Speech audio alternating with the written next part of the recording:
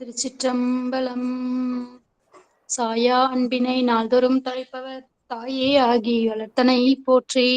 தென்னாடுடைய சிவனே போற்றி. எந்நாட்டவர்க்கும் இறைவா போற்றி. காவாய் கனக திரளே போற்றி. கைலை மலையானே போற்றி போற்றி. திருச்சிற்றம்பலம். குரு வணக்கம். தெளிவு குருவின் திருமேனி காண்டல், தெளிவு குருவின் திருநாமம் செப்பல், தெளிவு குருவின் திருவார்த்தை கேட்டல், தெளிவு குரு உரு சிந்தித்தல் தானே, தெளிவு குரு உரு சிந்தித்தல் தானே.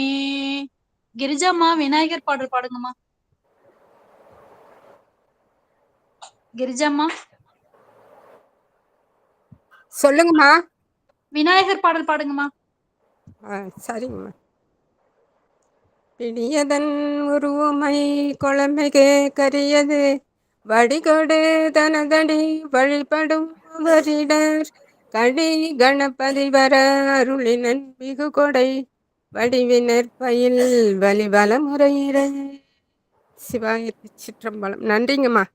நன்றிங்கம்மா. உஷாமா நால்வர் துதி பாடுங்கம்மா. சிவாய நம. திருச்சிற்றம். ஊழியர்கோன் வெப்பொழித்த புகழியர்கோன் கடல் போற்றி, ஆமிசை கல்லிழப்பில் அணைந்த பிரான் அடி போற்றி, வாழி திரு நாவலூர் வன் தொண்டர் பதம் போற்றி, ஊழிமலி திருவாத ஊரத்திரு ஊழி திருவாத ஊரத்திரு.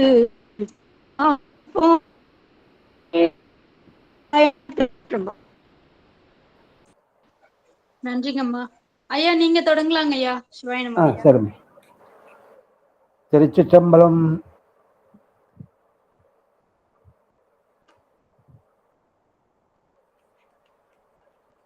ஈராண்டில் சிவஞானம் பெற்றுயர்ந்த மெய்கண்டார் இணைத்தாள் போற்றி, நாராண்ட பல் அடியார்க்கு அருள் புரிந்த அருள் நம்பி நற்றாள் போற்றி, நீராண்ட கடந்தை நகர் மறைஞான சம்பந்தர் நேற்றாள் போற்றி, சீராண்ட தில்லை நகர் உமாபதியார் செம்பதுமத் திருத்தாள் போற்றி,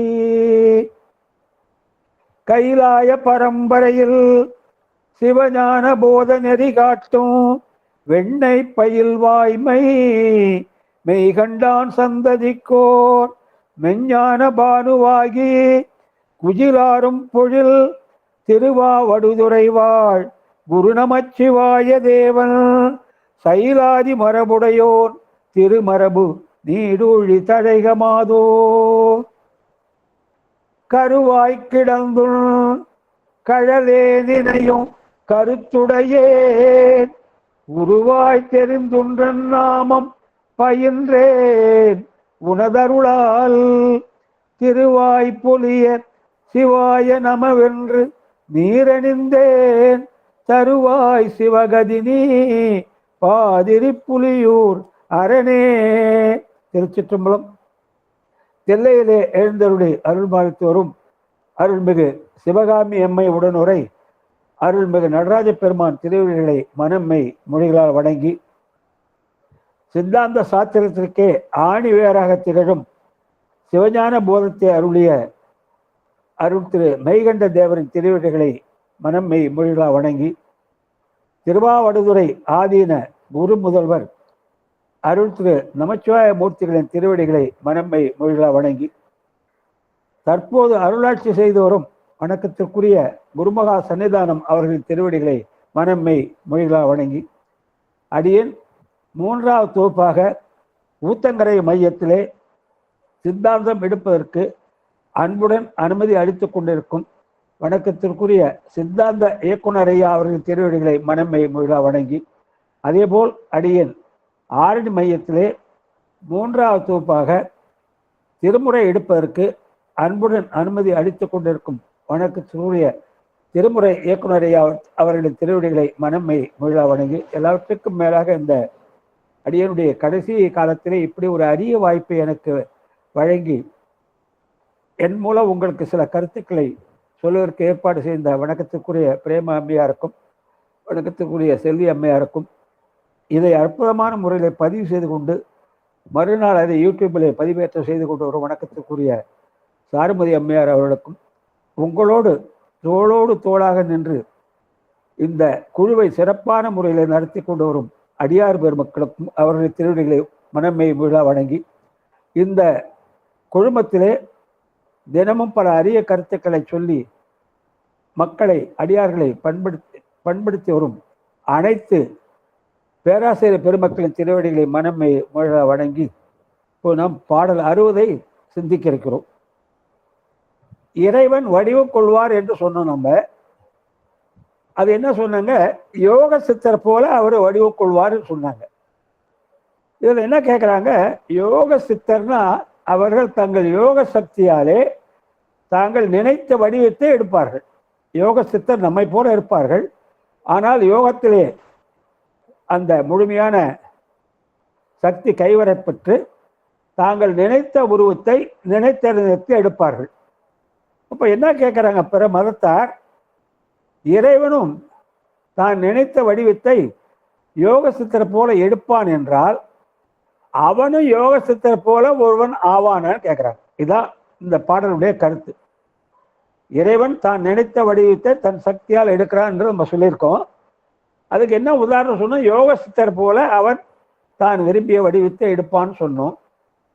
அதுக்கு பிற மதத்தார் கேட்கறது, யோக சித்தர் எடுப்பது போல இறைவனும் அந்த வடிவத்தை எடுத்தால் அவன் யோக சித்தரில் ஒருவன் ஆகி விடுவானான்னு கேட்குறாங்க. ஆனால் யோக சித்தர் எடுப்பது என்ன வடிவங்க, நம்மை போல மாயாகாரிய வடிவம்.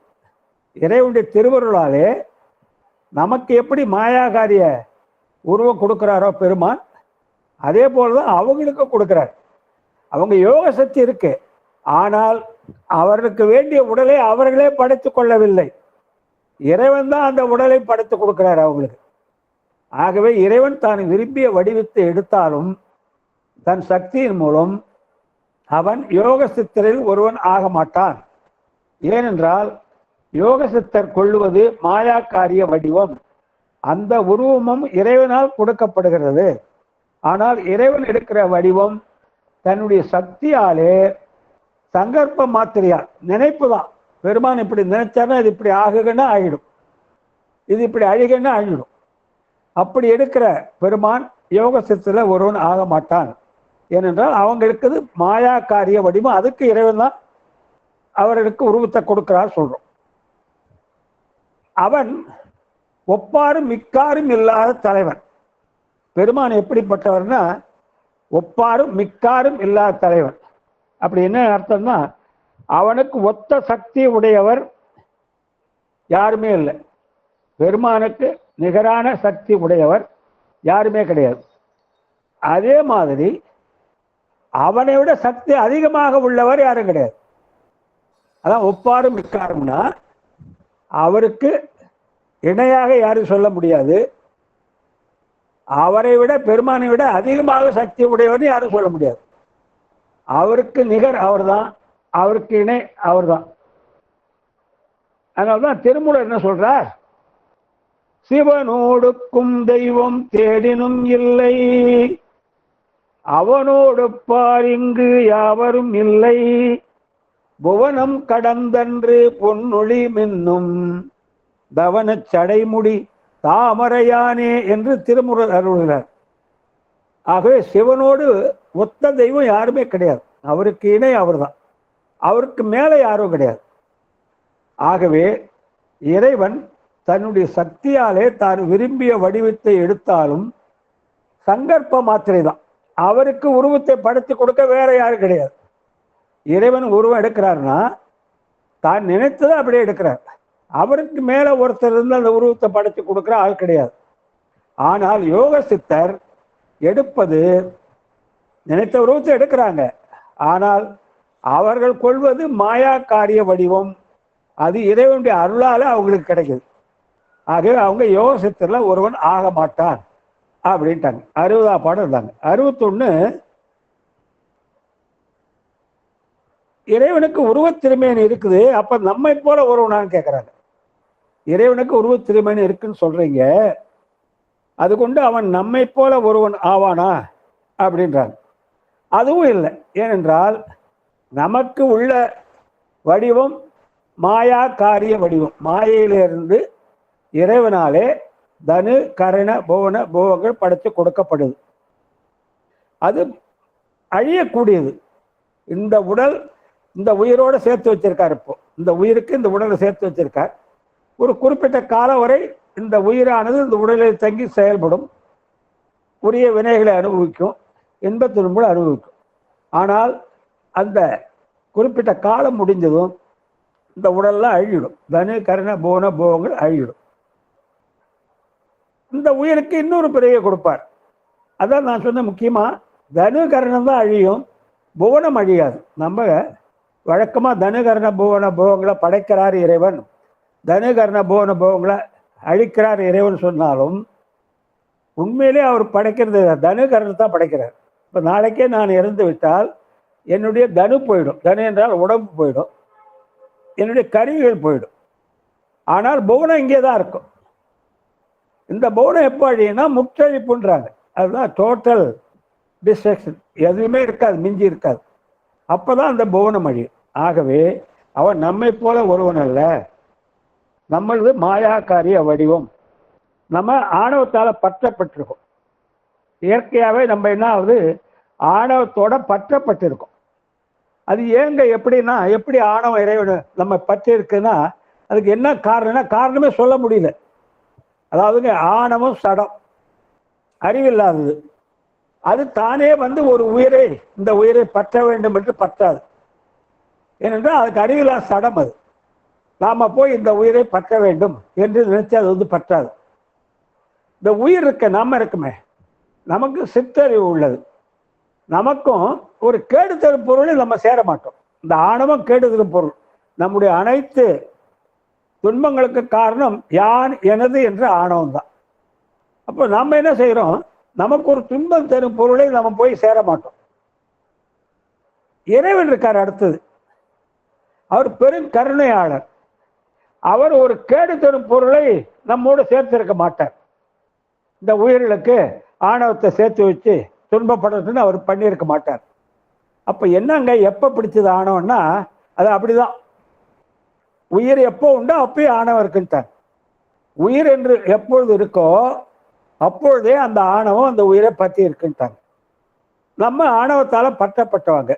ஆனால் இறைவனை ஆணவம் பற்றாது.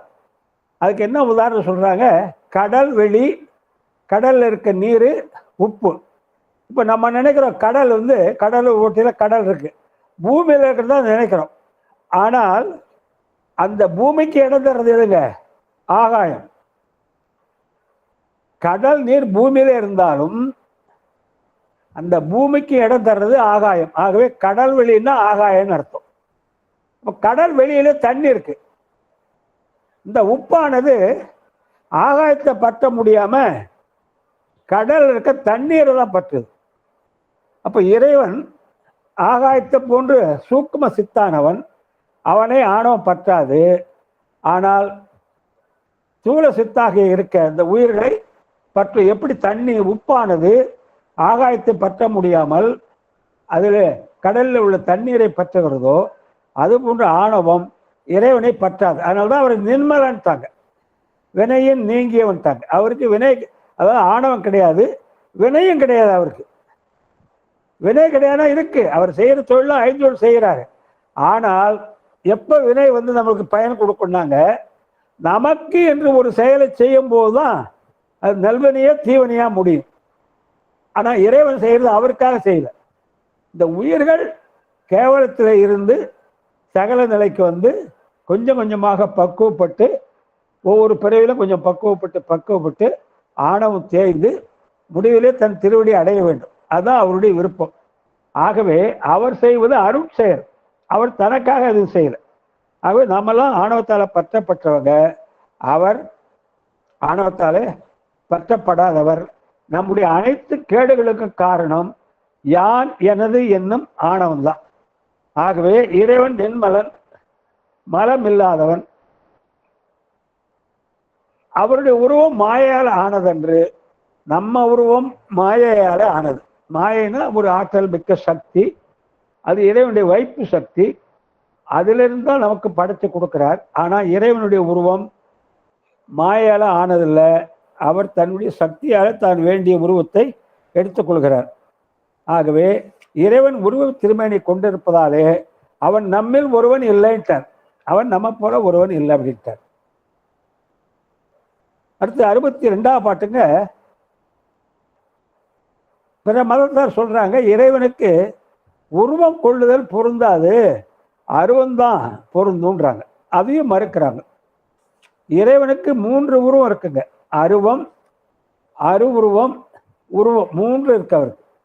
ஆனா இவங்க என்ன சொல்றாங்க, அந்த 62ஆம் பாடல்ல இறைவன் உருவம் கொள்வது பொருந்தாது, அருவம் கொள்ளுதலே பொருந்தும் அப்படின்றாங்க. அதை மறுக்கிறோம். இறைவன் தன் சக்தியாலே வேண்டிய உருவை கொள்வான். அப்படி நீங்க சொல்றீங்களே, உங்க சக்தியால வேண்டிய உருவை கொள்வான் என்றால் அவனது சக்தி பரிணமத்து உருவமாக மாறுமான்னு கேட்குறாங்க. இப்போ சக்தியால உருவம் கொள்கிறான்னு சொன்னோம்னா சக்தி பரிணமத்து ஒன்று ஒன்றாக மாறி, பரிணமத்துனா இப்போ மாயை, சுத்த மாயை விருத்தின்றோம், அசுத்த மாயை பரிணாமன்றோம். முழு பரிணாமம் ஏகதேச பரிணாமம். அந்த மாதிரி அவன் சக்தியே பரிணமத்து உருவம் கொள்வானா என்றால் இல்லை. ஏனென்றால் அப்படி சக்தியால உருவம் கொண்டா அந்த உருவம் அழியுமேன்றாங்க. அவன் சக்தியால உருவம் கொள்கிறான் என்று சொல்கிறீர்கள். அப்படி அவன் சக்தியாலே உருவம் கொண்டாலும் அந்த உருவம் அழியுமே அப்படின்றாங்க. அதுக்கு நம்ம என்ன சொல்றோம், அவருடைய உருவம் சக்தியால கொள்கிறார், ஆனால் அது பரிணமத்து உருவமாக மாறுறதில்லை. சக்தி மூலம் நினைத்ததை உடனே எடுத்துருவார். அந்த சக்தியால் இருக்கிறதுனால அது அழியாது. ஏனென்றால் நம்முடைய உருவம் மாயாக்காரிய உருவம், அவருடைய உருவம் சக்தியால் ஆனது, அழியாது. ஆகவே இந்த அத்வாக்கள் சொல்றோம், சொல் பிரபஞ்சம், பொருள் பிரபஞ்சம், இது எல்லாவற்றையும் கடந்தவன் அவர். சொல் உலகம், பொருள் உலகம், இது 6 தான் நமக்கு வழியா இருக்கு. சொல் உலகம்னா மந்திரம், பதம், வண்ணம். பொருள் உலகம்னா தத்துவம், போனம், கலை. இது 6 தான் நாம் இந்த உலகத்திலே செயல்பட்டு வாழ்ந்து முக்தி அடைகிறதுக்கு உதவுது. ஆனால் இறைவன் அத்வாக்களையும் கடந்தவன். அவன் கொள்வது அருள் திருமேனி, அது பரிணமத்து உருவமாக மாறாது. தன் சக்தியால் எடுக்கிறதுனால அது நம்மை போல அழியிற உடல் இல்லை. ஆகவே அவர் எடுக்கிறது நம்மை போல மாயாக்காரிய உருவம் இல்லை. சக்தியால் எடுத்தாலும் அந்த உருவம் அழியாது. நினைத்த உருவத்தை நினைத்த நேரத்தை எடுப்பான், அது அழியாது. சக்தியால் எடுக்கிறதால அது அழியாதுன்றார். 63ல் இன்னொருத்தர் என்ன சொல்றாங்க, அருவம் தான் இருக்கு இறைவனுக்கு, உருவம் இல்லைன்றாங்க. இறைவனுக்கு அருவம் மட்டுமே கொள்ளவே, அருவுருவம் கொள்வதும் பொருந்தாதுன்றாங்க. அருவம்னா உருவம் இல்லாது, சக்தி ரூபமா செயல்படும். மொத்தம் 3 உருவம் சொன்னோம் இறைவனுக்கு. அருவம், அருவுருவம். ஒரு நிமிஷம் ஐயா, ஒரு நிமிஷங்க ஐயா. சொல் உலகத்துக்கு எத்தனை சொன்னீங்க? பொருள் உலகம். சொல் உலகத்துக்கு வண்ணம், பதம், அப்புறம் என்ன சொன்னீங்க? மந்திரம். சொல்லுலகம். பொருள் உலகத்துக்கு தத்துவம், போனம், கலை. சரிங்க. தத்துவம், போனம், கலை. நன்றிங்க ஐயா, நன்றிங்க. ரைட். ஆகவே அருவம் என்பது சக்தி ரூபமா செயல்படும். இப்போ மின்சாரம் இருக்கு, அது ஒரு சக்தி. அந்த பயன்பாட்டை நம்ம பல விதங்கள்ல அனுபவிக்கிறோம். இப்போ மைக்கில் பேசிட்டு இருக்கோம், லைட் எரியுது, ஃபேன் போடுது, டிவி பாட்டு பாடுது, எல்லாம் பார்க்குறோம். இது பூரா எதாவது நடக்குதுங்க, மின்சாரத்தால் நடக்குது. ஆனால் மின்சாரத்தை உருவம் இருக்கன்னா உருவம் இல்லை, சக்தி ரூபமாக செயல்படுது. பாசிட்டிவ், நெகட்டிவ் அது சேர்ந்தது தான் மின்சாரம்.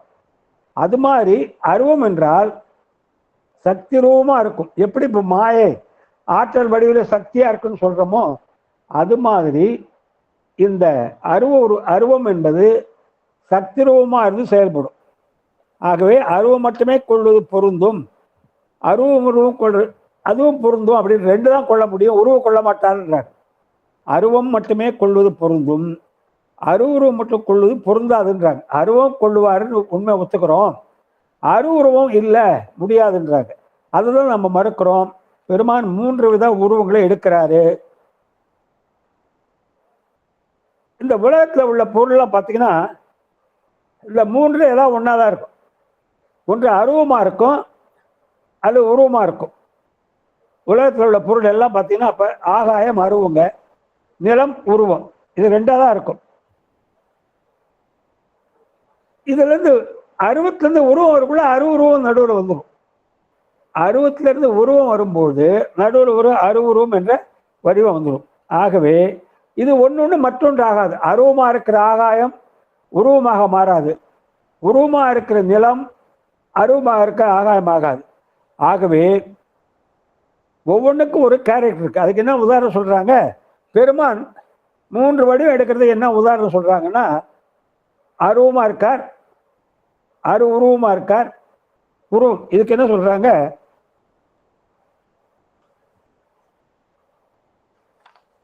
சந்திரன் வந்துங்க அமாவாசையில் அருவமாக இருக்கு. சந்திரன் சந்திரன் இருக்கு, ஒரே இருட்டா இருக்கு. அப்போ நீங்க சந்திரன் இல்லைன்னு சொல்ல முடியுமா? அமாவாசை ஒரே இருட்டா இருக்கு, அப்போ நிலவு இல்லைன்னு சொல்ல முடியுமா? நிலவு இருக்கு, ஆனால் மறைஞ்சிருக்கு. அதுதான் அருவம்.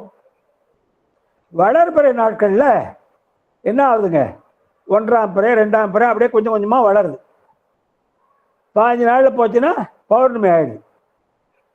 இது அருவுருவம். அப்புறம் பௌர்ணமி அன்னைக்கு பார்த்தீங்கன்னா சந்திரன் முழு உருவத்தில் தெரியும், அதனுடைய முழு வட்ட வடிவமாக தெரியும் நமக்கு. இப்போ சந்திரனுக்கு இருக்கிறது ஒரே சந்திரன் தான். அந்த சந்திரன் அமாவாசை நாட்களிலே அருவமாக இருக்கு. அருவம்னா நமக்கு கண்ணுக்கு தெரியாது. வளர்பிறை நாட்களில் 15 நாளில் பார்த்தீங்கன்னா கொஞ்சம் கொஞ்சமாக அதிகமாகி அதை வளர்ச்சி அதிகமாகி பௌர்ணமியில் முழு உருவம் ஆகிடும். அப்போ வளர்பிறை நாட்களிலே உருவம். பிறைய முழு சந்திரன் சொல்ல முடியாது, சந்திரன் இல்லைன்னு சொல்ல முடியாது, ஏதோ இருக்கு, பிறை தெரியுது நமக்கு.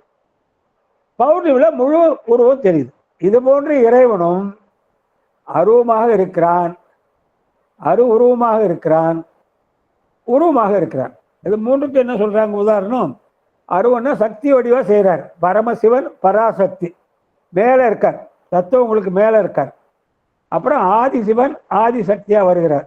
5 செய்யும் போது ஆதிசிவன் ஆதிசக்தியாக இருக்கார். இது 4ம் பரவிந்து பரநாதம். பரவிந்துன்னா பரமசிவன் பார்வதி, அபரநாதம் அபரவிந்துன்னா நாதம் விந்து. இது 4ம் அருவம். அடுத்து உருவம் சதாக்கியம், சதாசிவ தத்துவம். அதில் ஞானமும் இருக்கு, கிரியே இருக்கு. உருவம் என்பது நடராஜ பெருமான், தட்சிணாமூர்த்தி, இப்படி போன்ற வடிவங்கள். ஆகவே இறைவன் 3 நிலைகளையும் கொள்ளுவாரு. இதுதான் இருக்கு அவருக்கு, அருவம் தான் இருக்கு, உருவம் இல்லை, அது உருவம் கொள்ள மாட்டார் என்றெல்லாம் கிடையாது. எப்படி ஒரு சந்திரன் அமாவாசையில் அருவமாக இருக்குது, வளர்பிறையில் கொஞ்சம் கொஞ்சமாக உருவமாக இருக்குது, முழு பௌர்ணமியில் உருவமாக தெரியுதோ அது மாதிரி இறைவனும் அருவம் உருவம் இந்த 3 நிலையும் எடுப்பார். ஆகவே உலகத்தில் பொருளில் ஒன்று அருவாக இருக்கா அல்லது உருவாக இருக்கும். அது ஒன்றா மாறாது.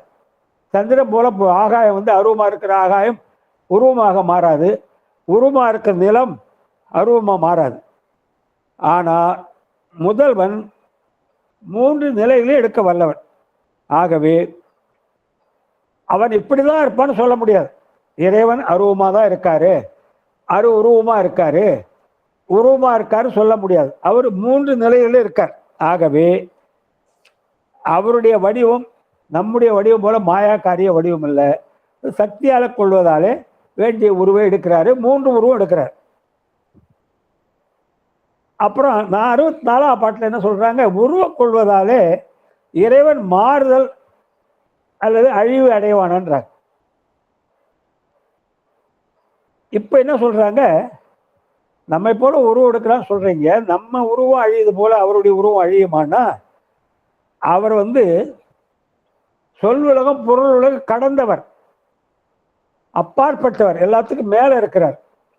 நம்ம தான் சொல் உலகம் பொருள் உலகம் அதை கலந்து இருக்கிறோம். அவர் தோற்ற நாசம் அற்றவர், அவருக்கு தோற்றமும் கிடையாது அழிவும் கிடையாது. எந்த அளவுகளுக்கு கட்டுப்படாதவர், எந்த அளவையாலும் அவரை நாம இதுதான் இறைவனுடைய வடிவம் என்று கரெக்டா சொல்ல முடியாது. ஆக உருவம் மட்டும் கொள்வான் என்பது தவறு. மூன்றையும் கொண்டுவார், என்ன வடிவம் என்று சொல்ல முடியாது. அதான் அப்பர் பெருமான் ஒரு பாட்டில் சொல்லுவார், இன்ன தன்மையன் இன்ன வடிவன் என்று அறிவுண்ணா எம்மான எளிவந்த பிரானை அன்ன வைகம் வயல் பயணத்து அணி ஆரூரானை மறக்கலுமாமன்னு சொல்லுவார்.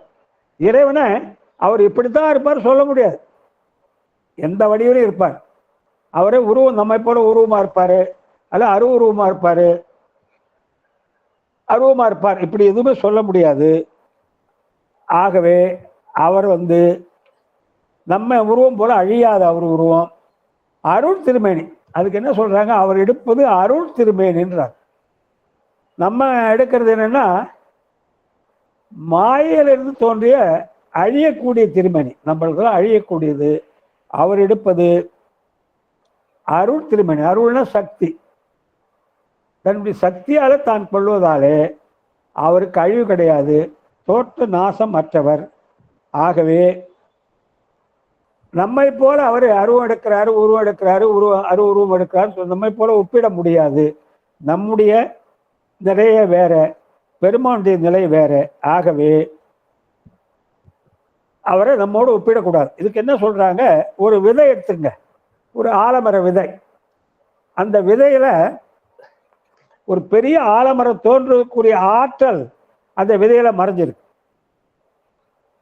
ஒரு பெரிய ஆலமரம் இருக்கு, ஆனா அந்த விதையை பார்த்தீங்கன்னா சின்னோண்டு விதையா இருக்கும். அப்போ அவ்வளோ பெரிய மரம் எங்க இருக்குங்க, அந்த விதையில அடங்கி அருவமா இருக்கு. அந்த விதையை நீங்க போடுறீங்க, பூமியில போடுறீங்க, அது முளைச்சி என்ன வருதுங்க, மரமாக உருவமா வருது. கொஞ்ச காலம் கழிச்சு அந்த மரம் அழிஞ்சு போகுது. ஆற்றல் வடிவில இருக்கு ஆலமர விதை, அருவமா இருக்கு, ஆற்றல் பூரா அருவமா இருக்கு. அந்த விதையை நம்ம நிலத்துல விதைக்கிறோம், அந்த விதை முளைச்சி மரமா வருது. அந்த மரம் எவ்வளோ இருக்குங்க, ஒரு 500 வருடம் இருக்கும், அல்லது ஒரு 700 வருடம் இப்படிதான் இருக்கும், பழையபடி அழிஞ்சுடுது. அதுபோன்று இறைவனுடைய உருவம் தோன்றி அழியும்னு நம்ம சொல்ல முடியாது. தோன்றும், கொஞ்ச காலம் இருக்கும், மறுபடியும் அழிவிடும் நம்ம சொல்ல முடியாது.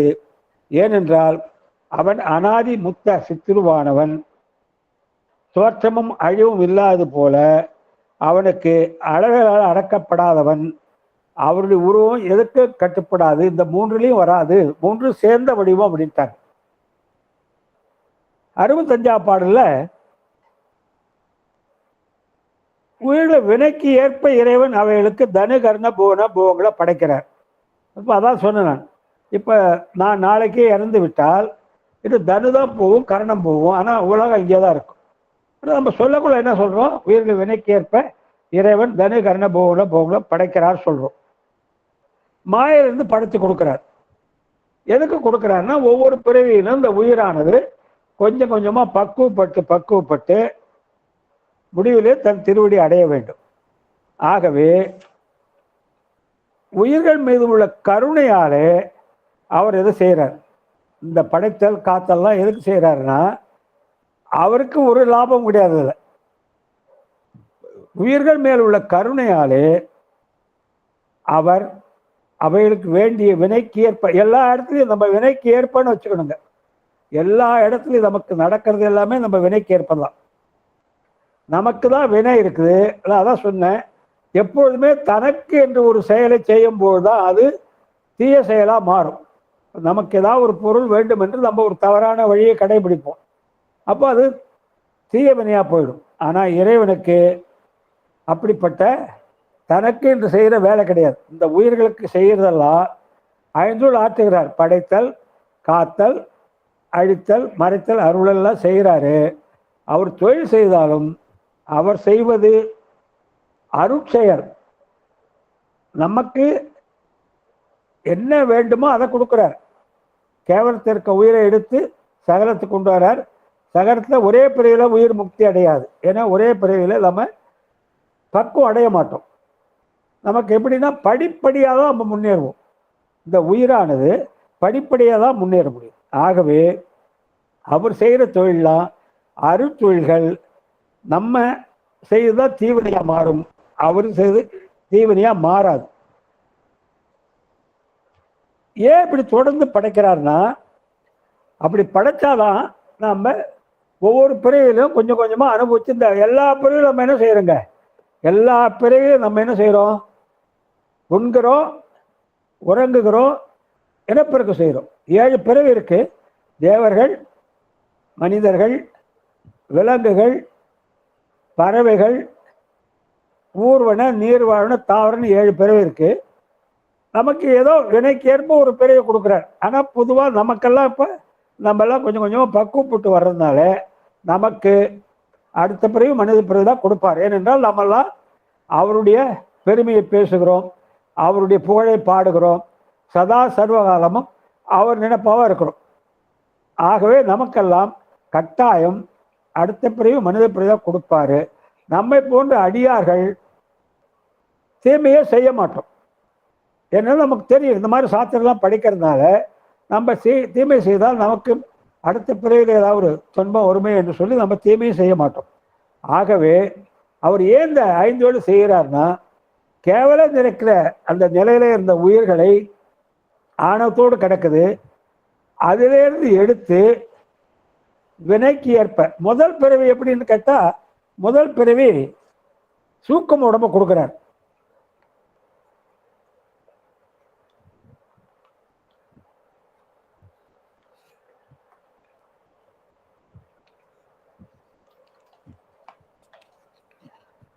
சூக்கும் உடல் என்பது 16 தத்துவம் சேர்ந்ததுங்க. காரண சரீரம், கஞ்சுக சரீரம், குண சரீரம், சூக்கும சரீரம், இது 4 சேர்ந்து 16 தத்துவம். முதல்ல மரமா எது முதல் தோன்றுது, மரமா விதையான்னு கேட்டிங்கன்னா, முதல்ல இறைவன் மரத்தை தான் படைத்தார். அதுலேருந்து விதை வருது. அந்த சூக்கும் உடல் பெற்ற உயிர் ஆனது சில எண்ணங்களை வெளிப்படுத்துது. எல்லாருக்கும் ஒரே மாதிரி சூக்கும் உணவு தான் கொடுக்குறாரு. ஆனால் இந்த உயிர்கள் அதனுடைய பக்குவத்துக்கு ஏற்ப சில எண்ணங்களை வெளிப்படுத்துகின்றன. அதற்கேற்ப பெருமான் தூள உடம்பை படைக்கிறார். ஆகவே தூள உடம்பு படைத்தது என்ன ஆகுதுன்னா, அந்த பிறவில ஏதாவது வினை செய்கிறோம், அது அப்படியே சஞ்சிதமாக மாறுது. அடுத்த பிறவில கொஞ்சம் கொடுக்குறாரு. இப்படி தொடர்ந்து பிறவியில் கொடுக்குறாரு. ஒவ்வொரு பிறவிலும் நமக்கு ஏன் பிறவி கொடுக்குறோம், அப்போ தான் ஆணவம் தேயும். நம்ம செயல்பட தான் ஆணவம் தேயும். ஆணவம் தேய தான் நமக்கு பக்குவம் வரும். ஆகவே இதான் அவர் செய்கிற வேலை, பஞ்சகிருத்தியன்றோம். கேவல நிலையில் இருக்கிற உயிர்களை சகல நிலை கொண்டு வந்து செயல்பட வைத்து அதன் மூலமாக அதுக்கு ஒரு பக்குவம் வர செய்யுது. இப்போ நம்ம வீட்டில் ஒரு ஸ்வீட்ஸாக வச்சுருக்கோம். இப்போ நெல்லிப்பூ கீதா ஸ்வீட்ஸ் வச்சிங்களேன். அவர் வீட்டில் அவர் நெய் மைசூர் பாக்கு ரொம்ப நல்லா இருக்கும் அவர் கடையில். இப்போ தினமே ஒரு 1/4 கிலோ நெய் மைசூர் சாப்பிட்டா என்ன ஆகும், அவருக்கு வெறுப்பு வந்துடும் அது மேலே. அது மாதிரி தொடர்ந்து நம்ம பல பிறவிகளாக இதே தான் செஞ்சு வரோம். அப்போது செயல்பட நமக்கு இந்த உலக போகங்கள் மேலே ஒரு வெறுப்பு ஏற்பட்டு இறைவன் நாட தலைப்படுவோம். அப்படி தலைப்படும் போது குருவா வந்து நமக்கு ஆட்கொண்டு நமக்கு அங்கே முக்தியை கொடுப்பார். ஆகவே அவர் செய்கிற பஞ்சகிருத்தி எல்லாமே நம்முடைய பொருட்டு தான். அவருக்கு ஒன்று அதனால் நன்மை இல்லை. இப்போ குயவனார் பாத்திரம் செய்கிறாருன்னா, அவர் இந்த பாத்திரம் செய்கிறது எதுக்காக, தன்னுடைய வருமானத்துக்காக செய்கிறார். ஆனால் இறைவன் இந்த உலகை படைத்த காத்து அழித்து மறைத்து அருளலையே செய்கிறாருன்னா உலக மக்களுக்காக செய்கிறாரு. அவர் தனக்காக எதுவும் செய்து கொள்வதில்லை. ஆகவே நம்மால் நம்ம விரும்பிய வடிவத்தை எடுக்க முடியாது. அவரால் தான் நமக்கு உள்ள உருவத்தை கொடுக்க முடியும். ஏனென்றால் நம்ம அறிவித்தால் அறிவது, சிற்றறிவு சிறு தொழிலை உடையது, ஆணவத்தால் பற்றப்பட்டிருக்கோம். படிப்படியாக தான் முன்னேறுவோம். ஆகவேதான் இப்படி செய்கிறார். ஆகவே 65ஆம் பாடல்ல வினைக்கேற்ப இறைவன் நமக்கு உடல்களை படைத்து கொடுக்கிறார் என்பதை அங்கு நிலைநிறுத்துகிறார். 66வது இறைவன் ஏன் உருவம் கொள்ள வேண்டும், உருவம் கொள்ளாமலே செய்ய முடியாதா என்றால் அதுதான் சொல்றார். 66ஆம் பாடல்ல இறைவன் உருவம் கொள்வது இன்றியமையாமை. அதுக்கு என்ன சொல்றாங்க, அவர் உருவம் கொண்டால்தான் குரு பரம்பரை நிலைக்கும். அவர் உருவம் கொண்டு தட்சிணாமூர்த்தியாக இருந்து அந்த கல்லால மரத்தின் அடியில இருந்து சனகாதி முனிவர்களுக்கு வேதத்தின் உட்பொருளை உபதேசித்தார். அந்த இதுதான் பரம்பரையா வருது. அதனாலதான் நம்ம திருக்காயில பரம்பரை ஏன் போடுறோம்னா, அவருடைய முதல் மாணவர் நந்தி, நந்தியிலிருந்து அந்த பரம்பரை சத்யநாத தர்சினிகள், பரஞ்சோதி முனிவர் இப்படியே வருது. அதனாலதான் நம்ம திருவாரூர் ஆதீனம், தர்மபுர ஆதீனம், திருக்கையிலா பரம்பரை போட்டுக்கிறோம். ஆகவே இறைவன் உருவம் கொள்ளுவதாலே ஆன்மாக்கள் உய்கின்றன. அவரை உருவத்தை பார்த்தால்தான் மனதில் பதியும். எப்பொழுதுமே கோவிலுக்கு போறோம், நம்ம தட்சிணாமூர்த்தியை வணங்குறீங்க, நடராஜ பெருமானை வணங்குறீங்க. நீங்க வணங்கும் போது அந்த உருவம் இருந்தால்தான் உங்க மனதிலே பதியும். வீட்டுக்கு வந்த பிறகு அந்த உருவத்தை நினைச்சு வழிபாடு செய்யலாம். உருவம் இல்லைன்னா நீங்க வழிபாடு செய்ய முடியாது. ஆகவேதான் அவர் உருவம் கொள்வதாலே குரு பரம்பரையை நிலைக்க வைக்கிறார். குருவா அவர் தான் முதல் குரு, ஆதி குரு அவர் தான். அவர் உருவம் கொண்டு இந்த வேதத்தை ஆகமத்தை உணர்த்தவில்லை என்றால் குரு பரம்பரை தோன்ற முடியாது. ஆகவே ஆரணங்கள்னா வேதங்கள்.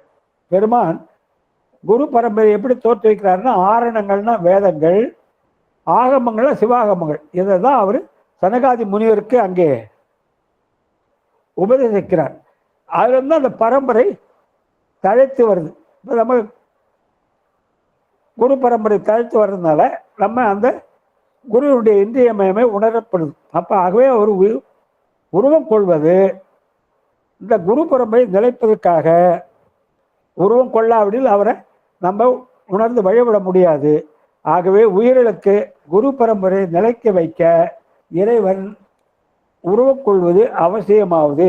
ஏனென்றால் நம்ம குருவிட்ட ஒரு தடவை உபதேசம் கேட்டால் பத்தாதுங்க, தொடர்ந்து கேட்க வேண்டும். உபதேசத்தை குருவிடம் தொடர்ந்து கேட்க வேண்டும். அப்படி கேட்டால்தான் நமக்கு மனதிலே பதியும். ஆகவே ஆரணங்களையும் ஆகமங்களையும் உபதேசிக்கிறதுனால குரு மரபை தோற்றுவிக்கிறாரு. ஆகவே அப்படி அந்த குரு மரபு தோன்றவில்லை என்றால் உயிரினங்கள் உண்மை பொருள் இதுதான் என்று உணராது. நமக்கு இதுதான் உண்மை பொருள். வேதங்களிலே பலவிதமான வாழ்க்கைக்கு வேண்டிய கருத்துக்கள்லாம் சொல்லப்பட்டிருக்கின்றன. வேதங்கள் யாரால் அருளப்பட்டன? பெருமானால் அருளப்பட்டவை. ஆகமங்கள்லையும் நிறைய கருத்துக்கள், நமக்கு வேண்டிய கருத்துக்கள் அருளப்பட்டிருக்கின்றன. அதுவும் பெருமானால அருளப்பட்டது. இவை ரெண்டுமே மனிதரால் அருளப்படவில்லை. சரிங்க, புராணங்கள் ஏன் வருதுன்னா, வேதங்களிலே பல நுட்பமான பொருள்கள் சொல்லப்பட்டிருக்கின்றன. அதை பாமர மக்களாகிய நம்மால புரிந்து கொள்ள முடியாது. அதுக்கு தான் புராணங்கள் என்ன பண்ணாங்க, வேதங்களிலே உள்ள நுண்பொருளை கதைகள் வாயிலாக நமக்கு சொன்னாங்க. அதுதான் புராணம் சொல்றோம். இப்போ வாட்சி கடைக்கு நம்ம போறோங்க, வாட்சி ரிப்பேர் ஆயிடுது, கொண்டு போய் கொடுக்குற வாட்சி கடைக்காரர்கிட்ட அவர் என்ன பண்றார், உடனே அந்த பின்னால் இருக்க கப்பை கழிச்சிட்டு கையில் ஒரு பூத கண்ணாடி மாதிரி ஒன்று வச்சு அப்படி வச்சுக்கிறார். அப்போ சாதாரண கண்களுக்கு தெரியாத அந்த வாட்சியுடைய பாகங்கள் அந்த பூத கண்ணாடி போட்டால் தெரியும். அது மாதிரி வேதங்கள் ஆகமங்களில் சொல்லப்பட்ட உண்மையான கருத்துக்கள் புராணங்கள் வாயிலாக நமக்கு அருளப்படுது. ஆகவே இந்த வேதங்களும் ஆகமொழி யாரால் அருளப்பட்டதுன்னா பெருமானால் அருளப்பட்டது. குரு மரபு அவர் தான் தோற்றுவிக்கிறார். அவர் தான் ஆதி குரு, முதல் குரு அவர் தான். ஆகவே தட்சிணாமூர்த்தியாக இருந்து அந்த குரு பரம்பரை தோற்றுவிக்கிறார். ஆகவே அவர் உருவம் கொள்வது கட்டாயம் வேண்டும். இல்லை என்றால் குரு பரம்பரை தோன்ற முடியாது, தோன்றி இருக்காது. ஆகவே உருவம் கொள்வது கட்டாயம் வேண்டும்ட்டாங்க. அடுத்த 67ஆம் பாடல்ல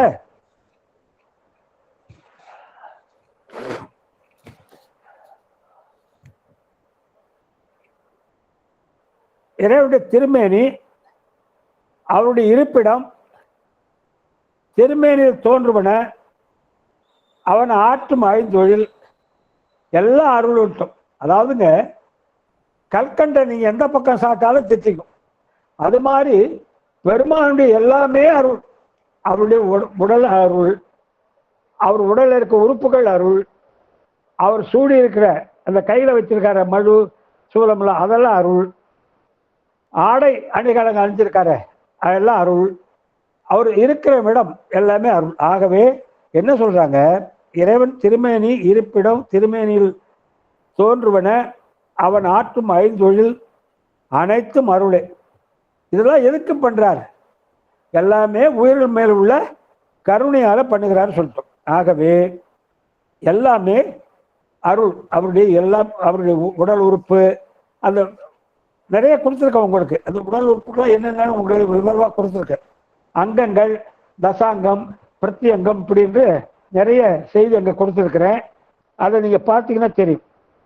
அவர் உடல் அருள், அவருடைய முகங்கள் கை கால் தலை திருவடி திருமுகம் எல்லாமே அருள், அவர் கையில வச்சிருக்கார ஆயுதங்கள் அது அருள், மலர் மாலை ஆடை அணிகலன் அது அருள், அவர் இருக்கிற இடம் அது அருள், அவர் செய்கிற ஐந்தொழில் அருள். இப்படி எல்லாமே பெருமான் சம்பந்தப்பட்டது எல்லாமே அருள் தான் தான். ஏனென்றால் எல்லாமே நம்முடைய நலத்துக்காக இறைவன் செய்கிற இந்த செயல்கள் எல்லாம் அருள் அப்படின்ட்டாங்க. அது விவரமா சொல்றேன் பாருங்க, அது என்னென்னன்ற சொல்றேன்.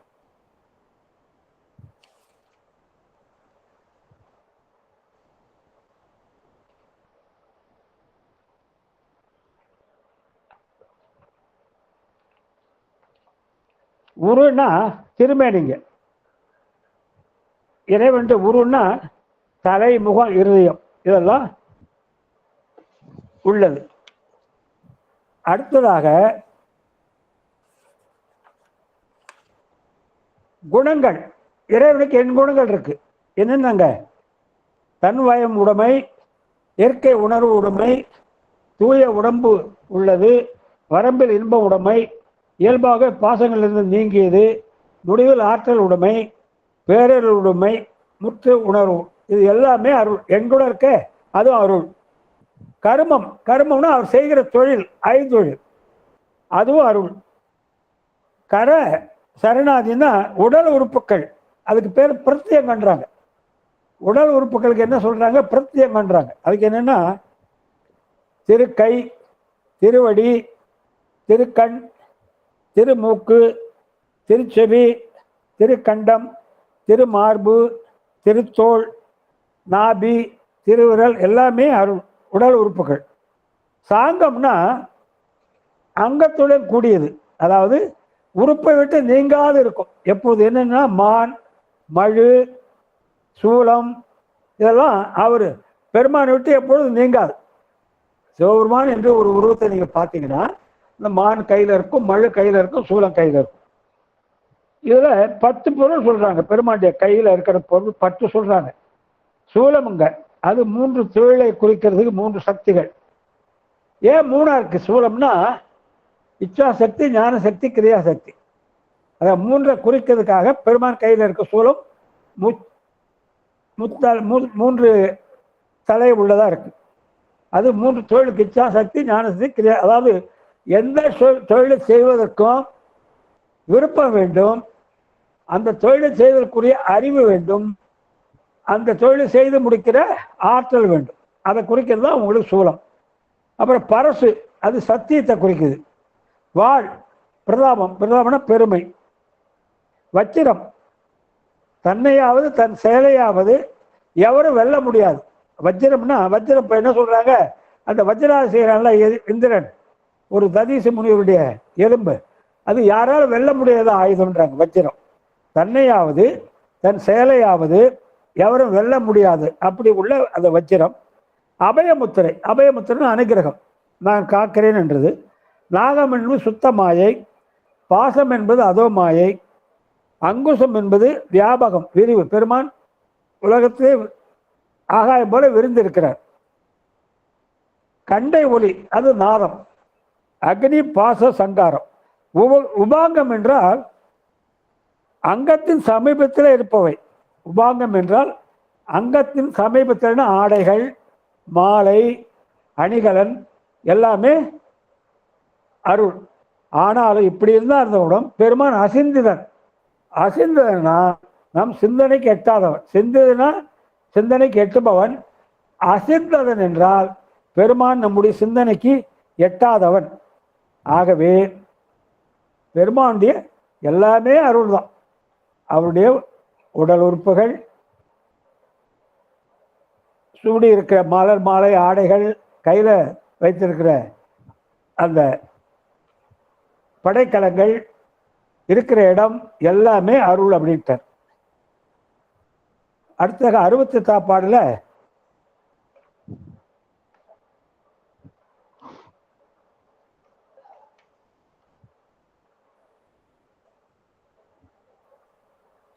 இறைவன் கொள்கிற உருவங்களுடைய பேதங்களை சொல்றார்.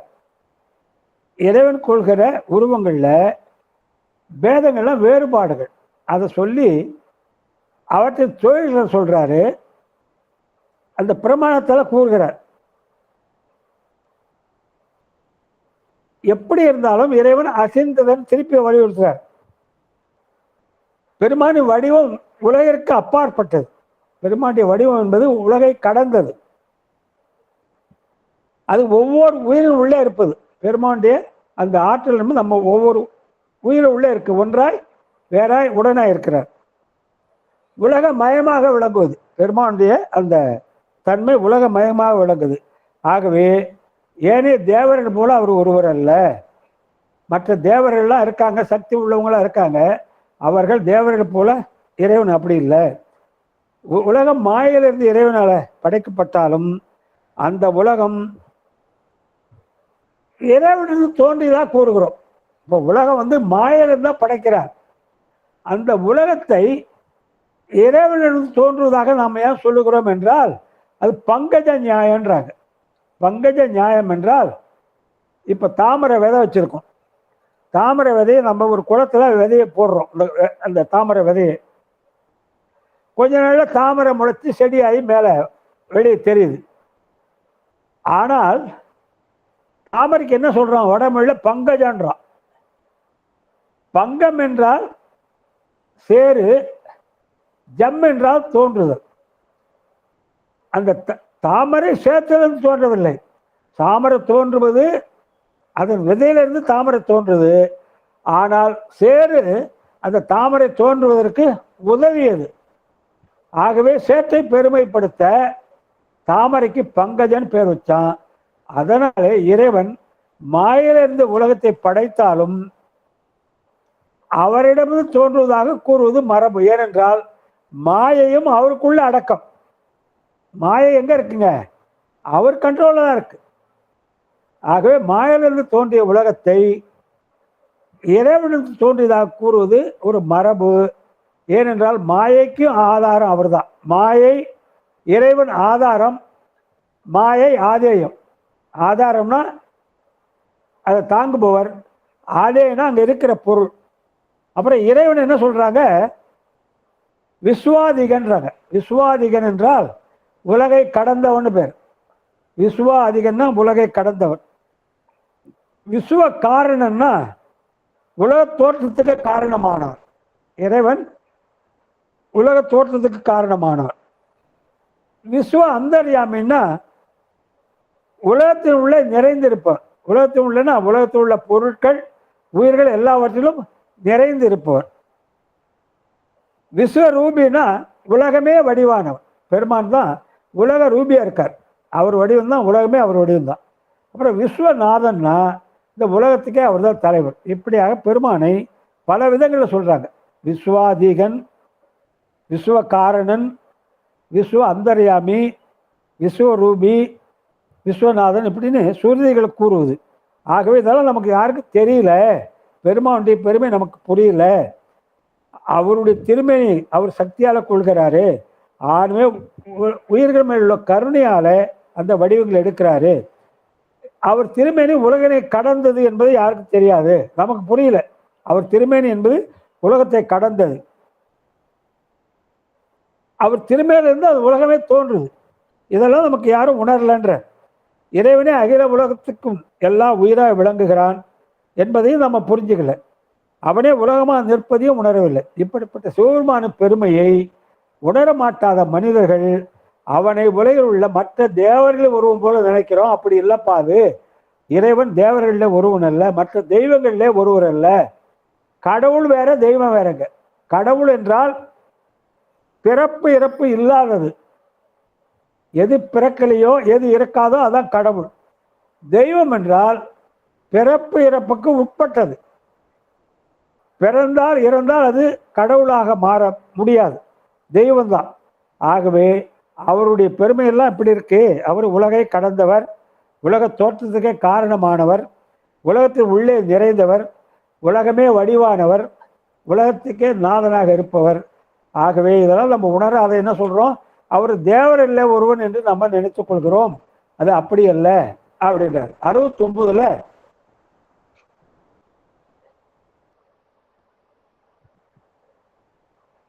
இந்த 3 பேர் சொல்றோம் இல்லையா, பிரம்மா விஷ்ணு சிவன், அதுல ஒருத்தரான்னு கேட்கிறாங்க. இறைவன் பிரம்மா விஷ்ணு ருத்ரன் 3 பேர்ல ஒருத்தரானா மூவரில் ஒருவன் இல்லை. அவனே இந்த மூவருக்கும் ஆதாரம். பெருமான் தான் மூவராக அவருடைய அதிகாரத்தை பற்றி தான் அவங்க தொழில் செய்கிறாங்க. பிரம்மா படைத்தலை செய்கிறாரு, திருமால் காத்தலை செய்கிறாரு, ருத்ரன் அழித்தல், ஏகதேச சங்காரம். ஏகதேசம்னா ஒரு பகுதி அழிப்பு. ஆகவே நான்முகன் முதலான மூவரில் ஒருவர் அல்ல அவரு. அவரே 3 பேரா இருக்கார், அவருடைய ஆற்றல் வடிவிலே இருக்காங்க. அப்புறம் உமையொரு பாகனா விளங்குகிறார் பெருமான். உமையொரு பாகன், ஒரு பாகத்திலே அம்மையாகவும் ஒரு பாகத்திலே அப்பனாகவும் காட்சி தருகிறார். அது திருச்செங்கோட்டில் இருக்கு. ஆனால் நான் சொல்லி வர்றது, நம்ம பார்க்குற சிவலிங்கமும் அம்மையப்பர் கோலம்தான். அது அருளல். சிவலிங்கம் என்பது அருளல். அது என்னன்னா ஞானசக்தி 50, கிரியாசக்தி 50. ஆகவே அதுவும் ஒரு மறைமுக சிவலிங்க வடிவம்தான். ஆகவே அவன் அறியாலும் அயனாலும் அறியப்படாதவன். அயனாலும் அறியாலுமே அடிமுடி தேடிய வரலாறு. அதாவது பிரம்மாவும் விஷ்ணுவும் சண்டையிட்டுக் கொள்கிறார்கள். நான் தான் உயர்ந்தவன், நான் தான் உலகத்தை படைக்கிறேன் என்று பிரம்மா சொல்றார். விஷ்ணு சொல்றார், நீ என்னுடைய தொப்பிலிருந்து தோன்றியவன், ஆகவே நான் தான் உயர்ந்தவன்றார். இப்படி இருவருக்கும் அங்கே வாக்குவாதம் நடக்கும்போது பெருமான் ஒரு அக்னி பிழமாக தோன்றி, யார் முதலிலே என்னுடைய திரு முடியோ அல்லது திருவடியோ பார்க்கிறீர்களோ அவங்க தான்பா உயர்ந்தோ சொல்லிடுறார். அதான் அடிமுடி தேடிய வரலாறு. பிரம்மா என்ன பண்றார், அன்னமாக மேலே போகிறார், விஷ்ணு பன்றியாக கீழே போறார். விஷ்ணு போய் யுகமாக போறார், பெருமான் திருவடியை கண்டுபிடிக்க முடியல. தன் தோல்வியை ஒத்துக்கொண்டு மேலே வந்து பெருமான்ட்டு சரணடைஞ்சு விடுகிறார். ஆனால் பிரம்மா என்ன பண்ணார், அங்கேருந்து ஒரு பெருமானுடைய அசைவாலே ஒரு தாழம்பு கீழே வந்து கொண்டிருக்கு, அதை பிடிச்சிட்டார் கையில். தாழம்பு ஒரு பொய் சொல்ல சொன்னார். பெருமானுடைய தலையில நான் பார்த்தேன், அந்த பூவை எடுத்தேன்னு ஒரு பொய் சொல்ல சொன்னதும் அதுவும் பெருமானிடம் ஒரு பொய்யை சொல்லிவிட்டது. அப்போதான் சாபம் கொடுத்துடுறார்.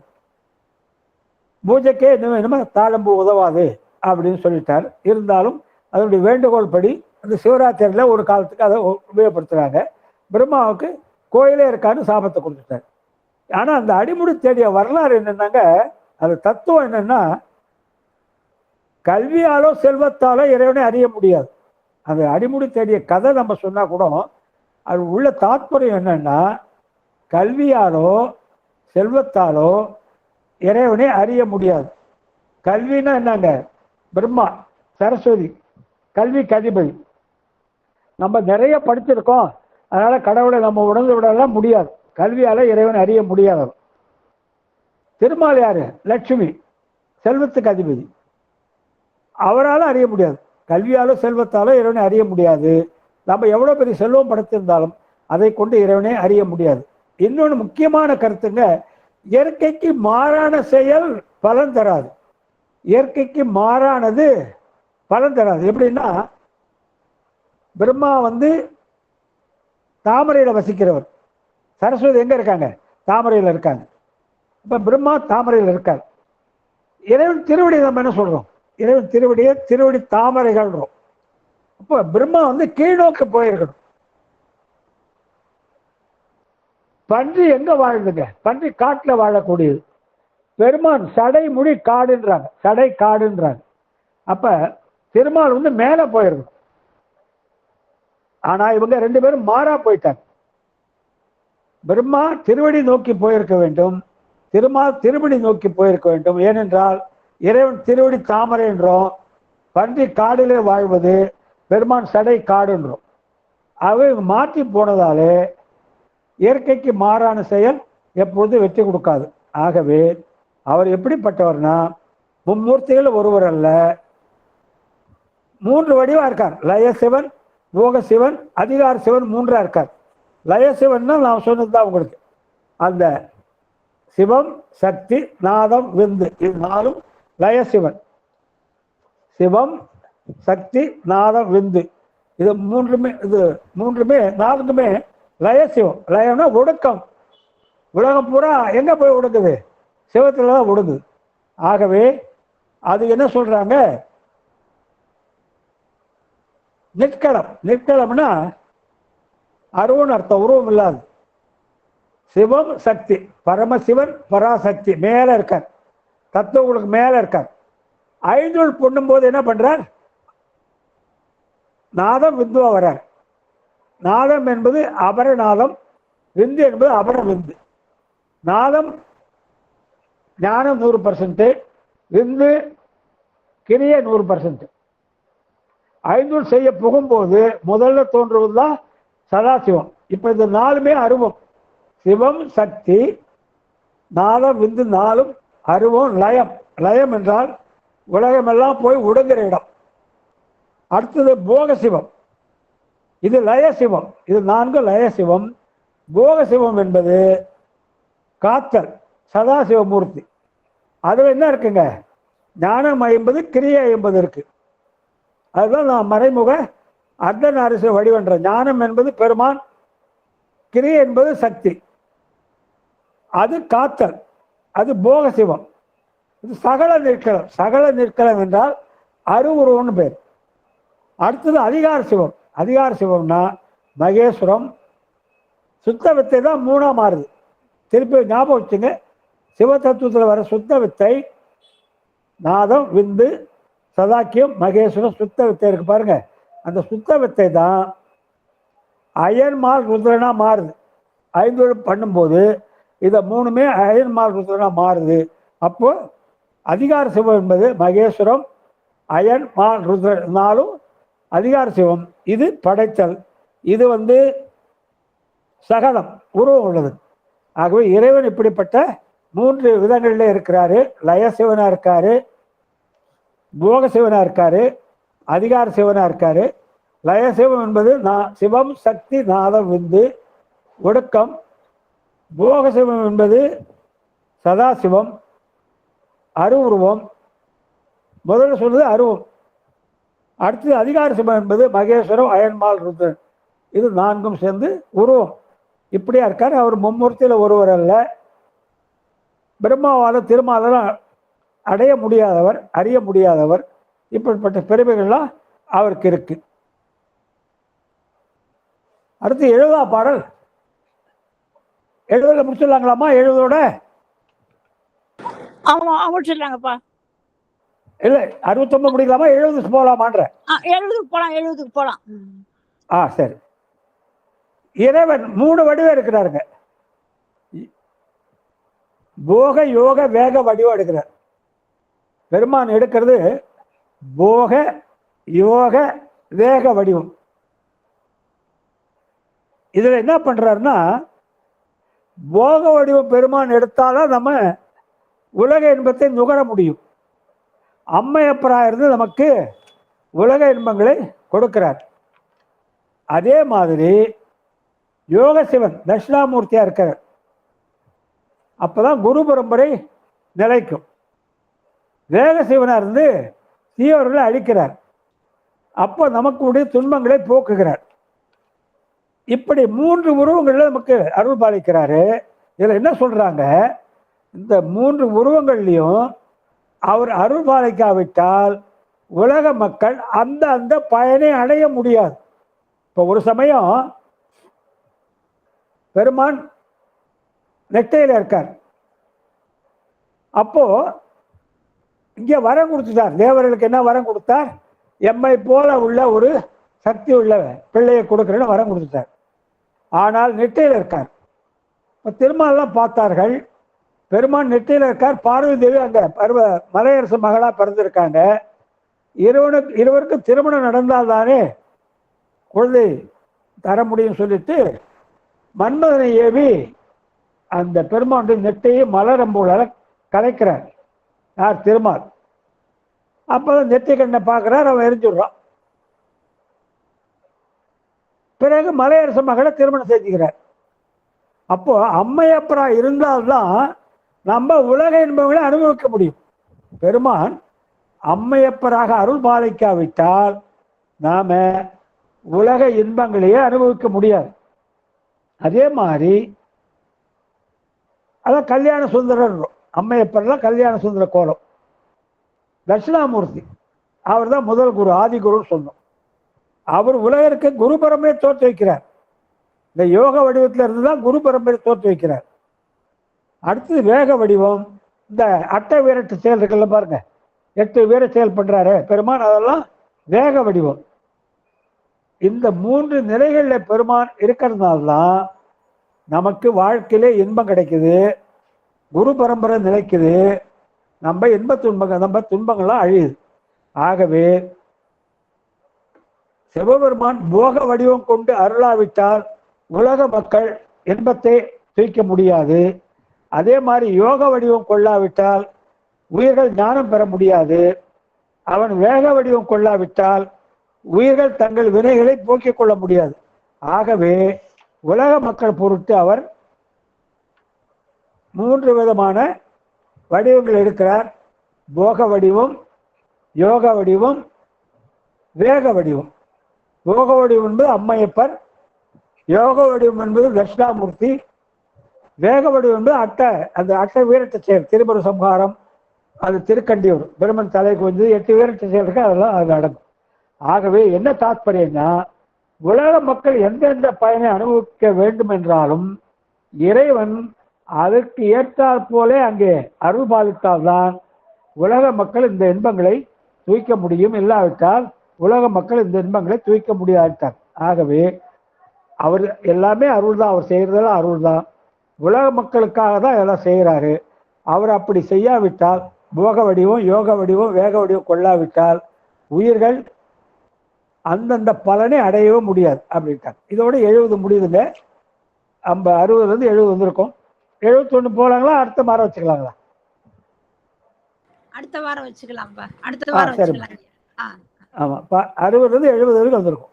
ஆமா, நீங்க ரெஸ்ட் எடுங்க, அடுத்த வாரம் வச்சுக்கலாம். இருக்கட்டும், பரவாயில்ல.